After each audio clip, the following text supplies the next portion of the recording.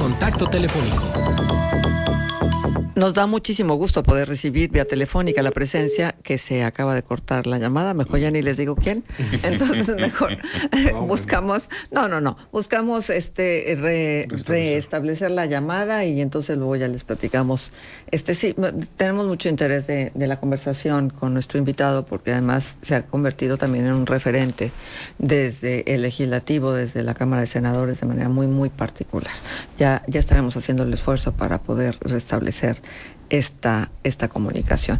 Oigan, el fin de semana en el ambiente electoral pues estuvo bien movido. Acá hubo actos bien importantes de parte de Manolo Jiménez y ahora sí ya tenemos, perdónenme, voy a cortar el comentario que empezaba a hacer para darle cabida al senador de la República por el Partido de Acción Nacional, Damián Cepeda Vidales, y con él platicamos sobre la aprobación en votaciones del Senado en fast track de leyes y reformas y la posibilidad de que haya recurso de anticonstitucionalidad del bloque opositor ante la Suprema Corte de Justicia de la Nación. Senador, nos da muchísimo gusto recibirlo en Contextos. Saludamos a Manuel Cerrato, Arturo González, Marcela Pámanes. Es bueno tenerle una vez más en estos micrófonos. Qué gusto en saludarlo, un saludo a todos ustedes y por supuesto a todos los que nos están escuchando. Gracias, senador. Buen día. Senador, usted se ha convertido en una referencia porque creo que de muchos de los que han venido compartiendo sus posturas fuera de la Cámara, usted ha tenido mucha claridad en lo que ha venido exponiendo. ¿Cuál es su opinión en relación a lo que está pasando en el Senado y en relación a cómo se dieron las cosas en la autorización de todas estas iniciativas que mandó el presidente? Mira, la verdad es que es bien delicada la situación. El daño principal que yo veo a lo que pasó en el Senado ni siquiera es o son las casi 20 leyes que se aprobaron sin ver y sin razonar y sin nada. Ahorita me regreso a ello, que fue bastante delicado. El principal daño, la verdad, fue el negarle el derecho a la transparencia a los mexicanos por parte de Morena y el gobierno. ¿Por qué digo esto? ¿Cuál fue el tema central que generó todo el conflicto? Ahora sí que todo el pleito, ¿no? Que se dio de toma de tribuna y de que se fueron otras sedes, en fin. Atrás de eso estaba la lucha de parte de la oposición por exigir que se garantizara el derecho a la transparencia a los mexicanos. O sea, Morena y sus aliados no quieren permitir que se nombre el INAI. ¿Qué es el INAI? Para quien me está escuchando, es el órgano máximo nacional que garantiza el derecho a la transparencia. Todos los mexicanos, ustedes, yo, quien me está escuchando, según el artículo 6º constitucional, tenemos derecho al acceso a la información. O sea, no es una concesión graciosa. Y tiene todo el sentido del mundo, pues. O sea, el dinero que se maneja de parte del gobierno es público, sale de los impuestos. Yo lo decía en el Senado, si fuera dinero privado del presidente, pues por mí queda consumido un papalote. Pero si sale el dinero de los impuestos de los mexicanos, tenemos derecho a saber en qué se gasta. Entonces, se logró, después de una lucha de muchos años, por cierto, lucha que dimos las oposiciones en su momento, el PAN, la izquierda, en fin, y que cuando llegamos a gobernar fue de los grandes logros de la ley de transparencia. Se fue avanzando en hacer pública esa información y gracias a este órgano y gracias a este derecho a la información, hoy podemos, en el lado positivo, conocer información de políticas públicas que nos permiten mejorarlas y en el lado negativo, tener acceso o saber de casos de abusos, de corrupción, y castigarlos. Ejemplo, en este sexenio, Segalmex, 15,000 millones de pesos de desvío, pero también en el pasado, pues, estafa maestra, Odebrecht, Estela de Luz. No es un tema de quién está gobernando, es un tema de que necesitamos tener garantizado ese derecho. Pues bueno, no quieren permitir en Morena, el presidente, ni siquiera lo estoy asumiendo, no es algo que esté llegando a una conclusión. O sea, el presidente lo dice abiertamente, quiere destruir al INAI. No le gusta, ¿no? A Adán Augusto, el secretario, dice estamos en el mejor de los mundos. Pues sí, porque quieren ser opacos. O sea, ¿a qué gobierno en su sentido, digamos, correcto, le puede interesar que no exista transparencia? Pues solo el que se quiere portar mal. Entonces, esa lucha generó un conflicto fuerte en el Senado, porque desde la oposición dijimos, a ver, ¿qué hace cuando tienes enfrente un grupo parlamentario, en este caso Morena, que está tratando de garantizar este derecho a los mexicanos, de evitar que tengamos transparencia. Pues tienes que hacer todo lo que está a tu alcance, y eso incluye medidas de resistencia civil pacífica, y es lo que hicimos, tomar la tribuna, no para bloquear el trabajo legislativo, sino para obligar a Morena a que le garantice este derecho a los mexicanos. Pues bueno, ya vimos en qué acabó. Se fueron primero a esconderse detrás de las espaldas del presidente, y segundo a sesionar pues en un patio, ¿no? En medio de una verbena, parecía ahí todo el mundo con mesas hechizas, en fin, describiendo muy bien el abuso que estaban cometiendo, prohibiéndole a los ciudadanos poder entrar, prohibiéndole a la prensa entrar, y aprobaron sin ver 20 leyes dañinas para el país. Senador, ¿y qué va a pasar con lo que hoy se decide desde la Suprema Corte en relación a lo relativo al Plan B? ¿Cuál es la expectativa que ustedes tienen? Mira, yo creo que se ligan estos dos casos. Está muy ligado lo que está pasando con el Plan B, con lo que acaba de pasar, que también se las vamos a tumbar.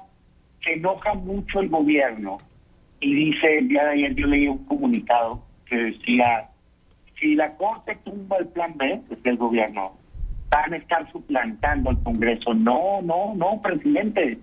O sea, si tú tienes mayoría, tienes derecho a cambiar las leyes, siempre y cuando cumplas con dos cosas. Está bien facilito. No se quieren enojar el gobierno, ahí les van 2 consejos gratis de un senador de la República, ¿no? Primero, cumplan el proceso legislativo. Por más mayoría que tengas, no puedes aplastar a la oposición. Hay un principio en la Constitución que se llama de deliberación democrática. Este principio lo que dice es eso. A ver, si bien es cierto, una mayoría puede decidir lo que guste en una ley, tiene 2 limitantes. La primera es que tienen que saber que se está votando, porque el legislador es representante del ciudadano. Si le ocultas, si no permites que tenga su proceso adecuado, entonces le quitaste al ciudadano su derecho a tener una representación adecuada. ¿Qué fue lo que pasó con el Plan B? Pues es que metieron 4 leyes, más de 300 hojas, en 3 minutos. No es broma, 3 minutos la estaban votando. O sea, subieron, nadie conocía, nadie sabía, un desastre. Entonces no permitiste, más allá del voto, que se diera una discusión informada. Bueno, pues eso es ilegal. Es el primer tema que tienen que cuidar, hacer el proceso bien, darse a conocer, hacerlo público, debatir y demás. Mi segunda recomendación gratuita para el gobierno, si no quieren que le tumben leyes, es no apruebes leyes que vayan en contra de la Constitución, porque vas a hacer muchos corajes, porque siempre te las van a tumbar. Y el ejemplo concreto de esta que se va a decidir mañana, y también de las que votaron así de manera fast track en este Viernes Negro, es leyes que van en contra de la Constitución. En el caso del electoral, por ejemplo, hay un principio en la Constitución de que está prohibida la propaganda gubernamental en campaña. Pues claro, imagínate que estuvieras en medio de una campaña y esté tú y dale, ¿no? El gobierno haciendo promoción de obras, pues no, desequilibras la elección. Hay un principio que prohíbe eso, y dice que hay excepciones, protección civil, campañas de salud, en fin. Pues no, pues pusieron en la ley que no, ellos quieren hacer propaganda, pues no se puede, pues se los van a tumbar. Entonces, por estos motivos es inconstitucional, y yo espero que la Corte no se doblegue y que la decrete inconstitucional y se regrese el proceso, que hagamos todo un debate adecuado. Como también va a pasar con esas 20 leyes que aprobaron, que, pues, uno, no se cumplió el proceso legislativo. Ya te decía ahorita, mira, yo soy senador y me enteré a las 9:03 de la noche en dónde iban a sesionar. Había un concierto de Rosalía, no sé si lo vi, que en la Motomami, ¿no? Muy famosa. Sí. En el centro histórico era un desastre. Y hacia allá cambiaron las... Es una pena, pues, ¿me entiendes? Y llegabas, y de veras, yo fui, alcancé a llegar, llegué tarde. Pero un desorden, un desastre. Los nombres todos corridos, cada 10 minutos aprobaban una ley. ¿Cómo va a ser sensato, pues, que en 10 minutos apruebes una ley, por ejemplo, que genera el nuevo sistema de salud en el país? No es correcto, más allá de que aquí la tenga, o bien una ley que regulaba la minería, ¿no? O sea, una industria que genera 400,000 empleos directos, 2.5 millones de empleos indirectos, 350,000 millones de pesos de derrama en 10 minutos. ¿Es en serio? ¿De veras creen que eso es sensato para el país? Claro que no, y por eso se los vamos a tumbar. Sobre este tema precisamente, senador, buenos días, le saluda Manuel Cerrato.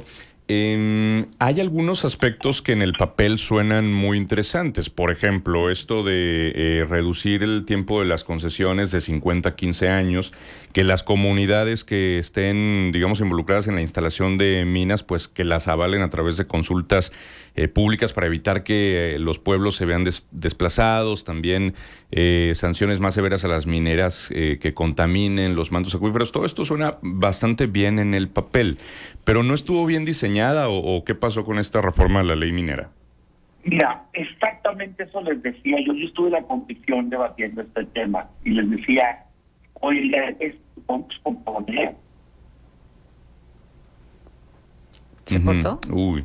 Perdimos la comunicación. Sí, se cortó. Sí, parece que se cortó la comunicación con el senador. A ver si podemos retomarla, porque sí, él ha tenido una postura muy clara en lo que tiene que ver con la ley minera. Sí, ya está el senador en línea. Perfecto. Sí, senador, nos decía, se nos cortó por algunos instantes. Perdón, a lo mejor la zona por la que estoy pasando. Pensé que sí trae cosas positivas. Áreas naturales protegidas, todo el tema del agua. Se corrigió la parte de la concesión, porque si bien cortan el tiempo, se habían ido al extremo y pues difícilmente alguien va a hacer inversiones tan millonarias si tienes un límite de tiempo corto. Eso creo que quedó bien. Pero hay una queja, no de Damián Cepeda, sino de los pequeños y medianos mineros, no de los grandes, de que no fueron tomados en cuenta y de que esta parte de exploración y otras los está excluyendo y les está haciendo muy complicado en poder sobrevivir. Son los pequeños y medianos mineros los inconformes, no los grandes. Entonces, ¿qué pedían? Escúchenos, es lo que pedían. Oye, espérense, no aprueben esto tan rápido. Queremos argumentar por qué creemos que nos hace daño a este sector. 1. 2. La exploración, yo sí creo que es un error, como está planteado, que el gobierno diga, el que va a explorar solo soy yo. ¿Cuánto sabemos que no tiene lana para meterle, pues, ¿no? Ni la capacidad técnica. Sí puede dar contratos, según la nueva ley, pero queda completamente discrecional, es decir, de libre determinación para el gobierno a quien dárselo. Entonces, ¿qué deberías de fomentar? El gobierno tiene que ser el regulador, tiene que ser quien vigile que no haya abusos, con buenas reglas, pero no tiene por qué meterse a hacer el desarrollo de una actividad que ni tiene la capacidad técnica ni tiene el recurso para hacerlo. Entonces creo que lo que va a hacer es inhibirse el desarrollo minero. Pero yo ni siquiera me ponía, o sea, por todo esto, mi conclusión era, oigan, pues vamos haciendo las cosas bien, ¿qué tal que abrimos parlamento abierto, escuchamos a los mineros y podemos sacar una muy buena ley? Pero no quisieron. ¿Por qué? Pues porque están desesperados por cumplirle los caprichos al presidente. ¿Pero qué creen? ¿Sabes que el presidente me da la razón? O sea, el viernes o el jueves, sale el presidente en la mañana y dice, no, miren, si somos sensatos. Por ejemplo, dice, en la ley minera había inquietudes y la paramos, dice el presidente. Se aprobó en diputados y en el Senado la paramos para razonarlo bien. Ni siquiera saben qué aprobaron. No, señor presidente, no la pararon nada. Quienes decíamos que se tomaron las cosas con calma fuimos nosotros. Sus legisladores, desesperados por darle gusto a como diera lugar, la votaron y ni siquiera está enterado el presidente. La votaron, la aprobaron. Pero por último, tiene un factor de ilegalidad. Irónicamente, la ley, tú haces mención ahorita, obliga a consulta, pero no hicieron consulta para esta reforma. O sea, la Constitución dice que es obligatorio que cuando le impactas a zonas indígenas, y todos sabemos que mucho desarrollo minero se da en zonas indígenas, tiene que haber algo que se llama consulta indígena. Y si no la haces, te tumban la ley, aunque fuera perfecta la ley. Los necios hicieron la reforma sin la consulta. Y yo les decía, oigan, se las vamos a tumbar, hombre, qué necesidad. Es que hay como una irracionalidad en esta aprobación, de una desesperación de no poderle decir al Ejecutivo, espérate tantito, somos otro poder, necesitamos razonar bien esto y sacar una buena ley.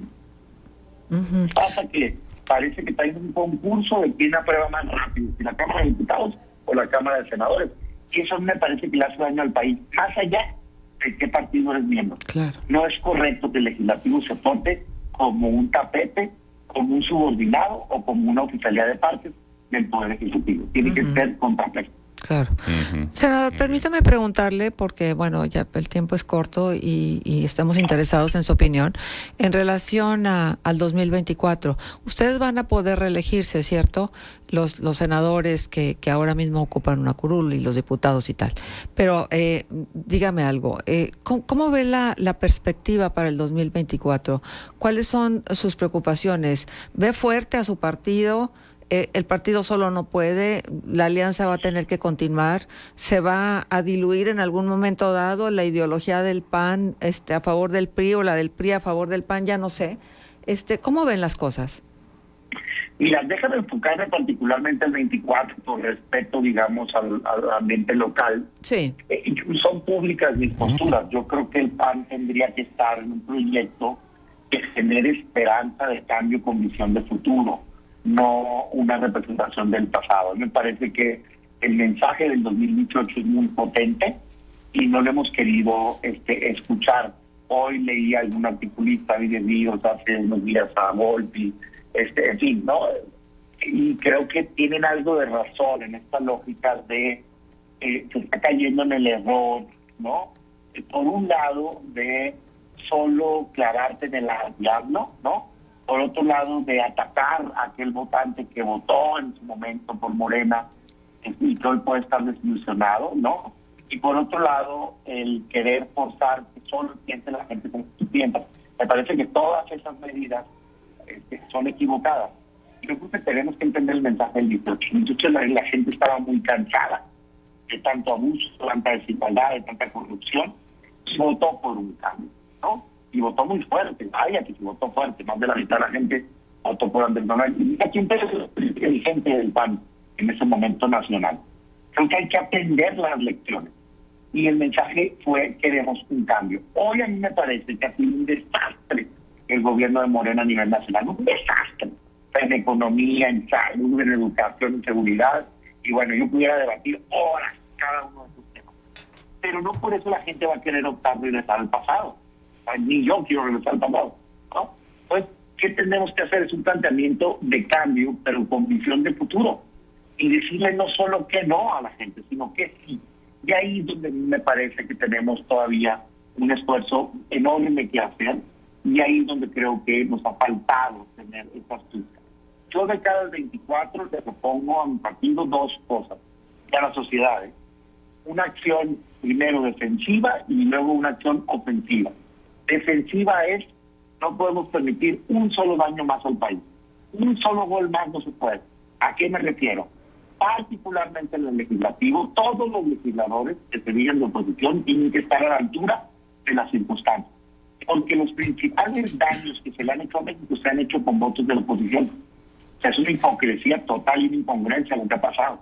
Reforma educativa, Guardia Nacional, militarización, todos los nombramientos de los ministros subordinados de la Corte, luego anda un lloradero del mal actuar de los ministros, pero resulta ser que cuando llegó la votación, pues cómo logró los votos Morena si no tiene 2/3 partes, con votos de la oposición. Entonces, ¿qué tenemos que hacer como sociedad? Presionar a los legisladores para que se comporten a la altura y no le den un solo voto a una reforma o un nombramiento dañino. Eso en términos, digamos, defensivos, evitar que nos haga más daño Morena. En términos ofensivos tenemos que sacar una oferta muy positiva. Y para eso mi propuesta concreta es la siguiente. Al PAN y a la oposición. Necesitamos abrir ya el proceso de cara al 24. Claro. Dejarnos de andar impulsando solo a los amigos, a los que caen bien, políticos controlados, y abrir un proceso de primarias abiertas, tipo Estados Unidos, tipo en otros lados, en donde se le pregunta a los actores nacionales, no os pregunten, ¿quién quiere participar? Claro. No quién te cae bien, no quién no te molesta, claro. no quién quiere. Senador. Tú, sí, vámonos por el país a debatir y que gane el mejor. Que así sea, senador. Vamos a estar muy pendientes y su voz la vamos a incluir siempre que se pueda aquí en este espacio. Muchísimas gracias.